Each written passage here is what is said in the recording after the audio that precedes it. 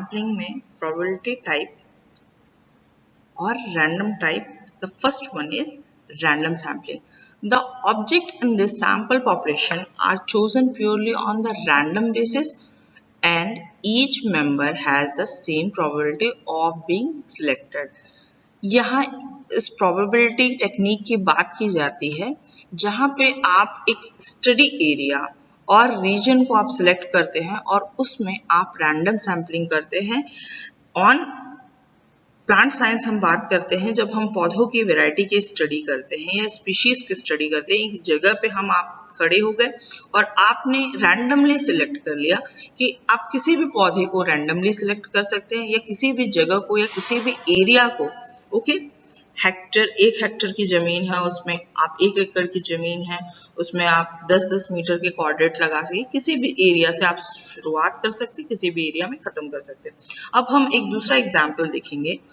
अगर आप micro organism के बारे में सैम्पलिंग कर रहे हैं, आपको एयर सैंपल लेना है या आपको पानी का सैंपल लेना है या आपको हॉस्पिटल में किसी भी मरीज के दाखिले में अलग अलग बीमारियों के बारे में ह्यूमैनिटी की स्टडी करनी है, तब आप क्या करेंगे, किसी भी हॉस्पिटल में जाके आप ऐसा कुछ चूज करेंगे कि एक सैंपल आपने चाइल्ड वार्ड से उठा लिया, एक सैंपल आपने मेल वार्ड से उठा लिया, एक फीमेल वार्ड से और 2-3 अलग अलग डिफरेंट वार्ड से हड्डी विशेषज्ञ। इस तरीके से जब आप any type of selected each member chosen purely on random basis, अगर आप पूरे ही रैंडम बेसिस पे सैंपल कलेक्ट करते हैं और प्रोबेबिलिटी बनती है कि कहीं से भी किसी का भी नंबर कभी भी आ सकता है, that is I say in general language lottery system, so then this is a random sampling. तो इस एग्जाम्पल से आपको क्लियर हो जा रहा होगा कि रैंडम सैम्पलिंग क्या होती है। वैसे ही वेजिटेशन के बारे में जब हम वनस्पति के बारे में बात करेंगे तो किसी भी जगह विशेष का किसी भी एरिया पे आप किसी भी वक्त कहीं से भी आप सैम्पलिंग स्टार्ट कर सकते हैं। उसका कुछ सिस्टमैटिक इवैल्यूएशन नहीं है, आपने यहाँ से राइट से लेफ्ट से ऊपर से नीचे से कहीं से भी सैम्पलिंग कर लिया, that is called random sampling.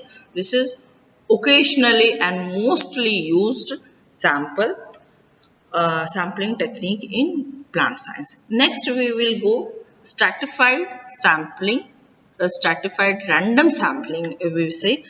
Again random sampling में भी ये most common use forestry में जब हम फॉरेस्ट सैंपल्स की बात करते हैं, जब हम जंगलों में जाते हैं तो हम स्ट्रैटिफाइड रैंडम सैम्पलिंग का सबसे ज्यादा इस्तेमाल करते हैं। It is a method of dividing the respondent population into distinct but pre defined parameter. यानी आप कहीं से भी रैंडम सैम्पलिंग स्टार्ट करते हैं, परंतु ये कहीं ना कहीं डिफाइंड रहते हैं कि हम कहीं से भी स्टार्ट करें, कहीं से भी ऊपर नीचे करें, पर हमें 3 क्वाड्रेंट लेना है, 4 क्वाड्रेंट लेना है या अलग अलग फेज पे लेना है। सपोज दूसरा एग्जांपल हम मेडिकल अगर आप हॉस्पिटल से किसी तरह की आप नेमाटोड या क्रीमी की बीमारियों के बारे में पता करना चाहते हैं और अलग अलग पेशेंट में किस तरह से है, now you have a defined data और आप रैंडमली कहीं से भी शुरू करते हैं, पर आपको पता है कि आपको 3 सैंपल हर जगह से लेने हैं या हर दूसरे वार्ड से 2 सैंपल आपको इकट्ठा करने हैं। तो इस तरीके से ये क्या होता है, स्ट्रैटिफाइड यानी 1:2 लेयर्ड सैंपल करते हैं आप, लेकिन ये रैंडम होता है, आपको पता नहीं कि कहाँ से करना है, कैसे करना है, बट आपको ये पता है कि कितनी लेयर में करना है, कि कहाँ पे हमें छूट रहा है। अगर आपने 10 मीटर की सैंपलिंग की है जंगल में तो हो सकता है अगला 20 मीटर आप छोड़ देंगे, लेकिन फिर आगे 10 मीटर की सैंपलिंग आप वहां का ऑब्जर्वेशन लेते हैं। So this is little elaborated type of random sampling. ये भी रैंडम सैम्पलिंग है, but you have to make a overlap collective represent of a whole population, यानी आप पॉपुलेशन का एक कलेक्टिव रिप्रेजेंटेशन करते हैं। ओके, या आप जब किसी हॉस्पिटल में जब आप किसी तरह का रिस्पोंडेंट से जब आप ऑब्जर्वेशन कलेक्ट करते हैं तो वो एक कलेक्टिवली होल पॉपुलेशन और बंच में कलेक्शन होगा. So this is stratified random sampling, and then next is cluster sampling. This is also a probability random sampling. Chances है नहीं है, but still it is cluster sampling. आप कहीं से भी start कर सकते हैं, but there is a sampling जैसा कि हम फिगर में देख सकते हैं. रैंडम सैम्पलिंग कलर शो कर रहा है डॉट के बीच में कहीं से भी कहीं येलो डॉट्स जो रैंडम सैम्पलिंग में सैंपल कलेक्ट किए गए हैं. Cluster sampling shows the group और क्लस्टर ऑफ रिस्पोंडेंट और पॉपुलेशन. किसी भी पौधे की पॉपुलेशन आपने ग्रुप वाइज, अगर आपने पहले शूरिया रोबस्टा का कलेक्शन कर लिया, उसके बारे में जानकारी इकट्ठा कर ली, दैट इज साल का पेड़ के बारे में जानकारी इकट्ठा कर ली, अब आपको महुआ के पेड़ के बारे में जानकारी इकट्ठी करनी, तो ऐसे करके आप क्या कर रहे हैं, क्लस्टर सैम्पलिंग कर रहे हैं. आप ग्रुप टू ग्रुप, अब आपने जंगलों में 2 तरह के पेड़ों की जानकारी इकट्ठा कर ली, अब आपको नीचे के पौधे यानी ग्रासलैंड यानी घास के बारे में जानकारी इकट्ठा करनी है. इस तरीके से आप क्या करेंगे, ग्रुप में बंच में आप जानकारी इकट्ठा करेंगे, that is observation of your data processing. So this is the type of again probability sampling, cluster sampling. So hope this slide you are clear about what are the different type of sampling, random sampling, probability sampling, and now moving towards non-probability sampling.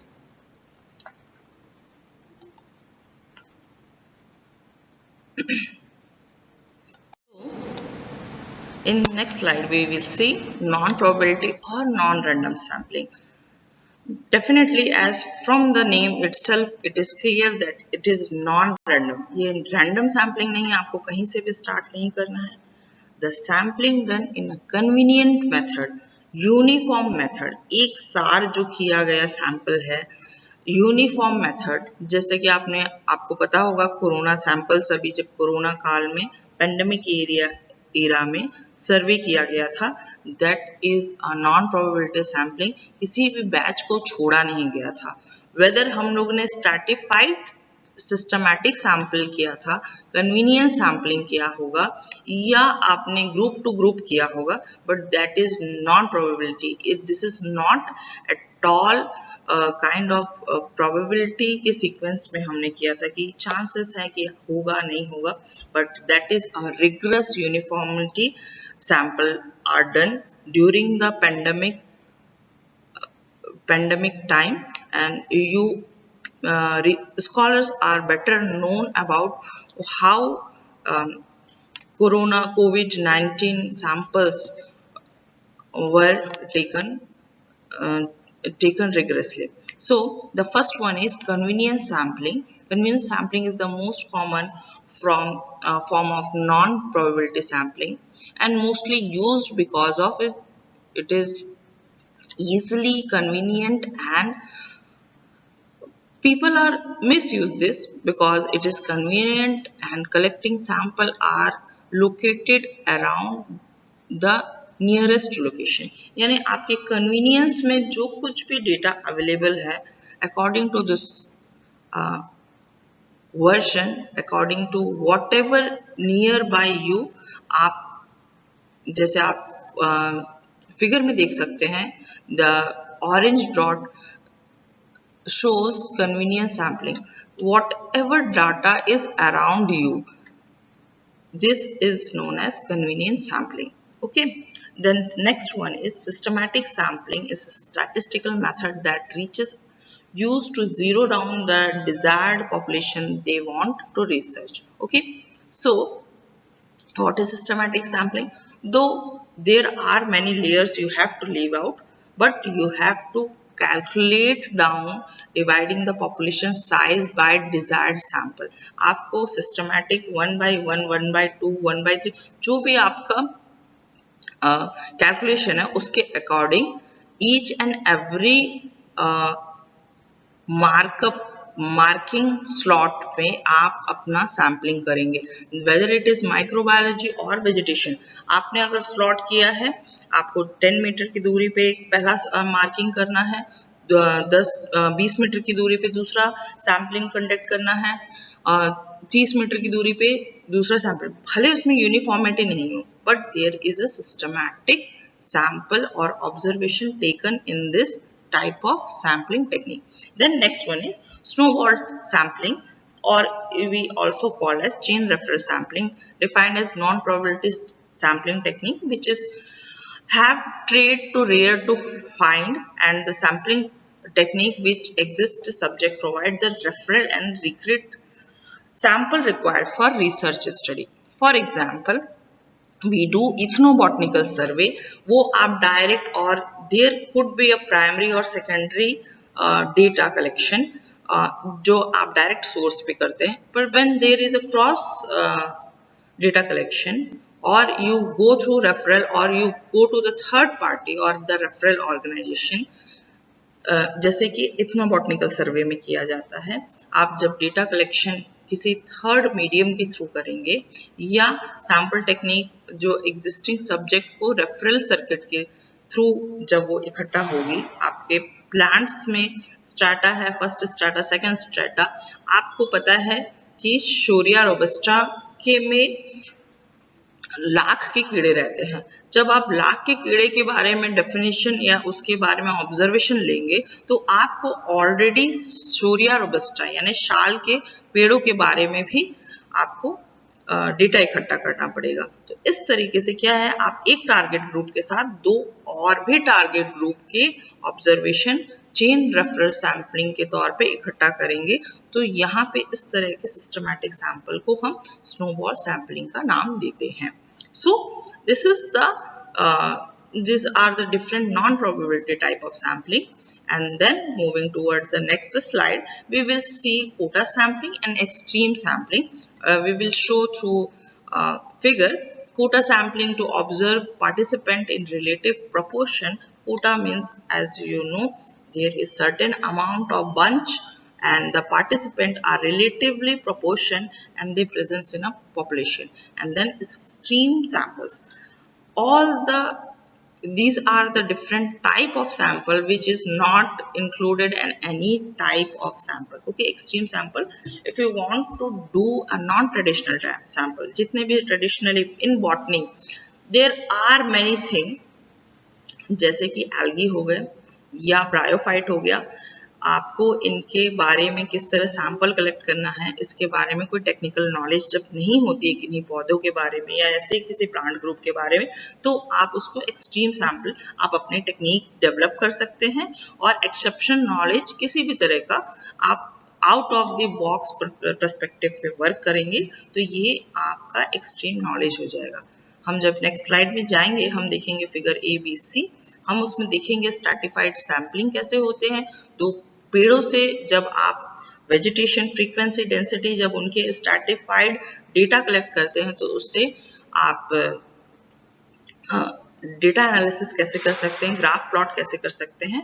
और आप figure सी में देखेंगे कि आप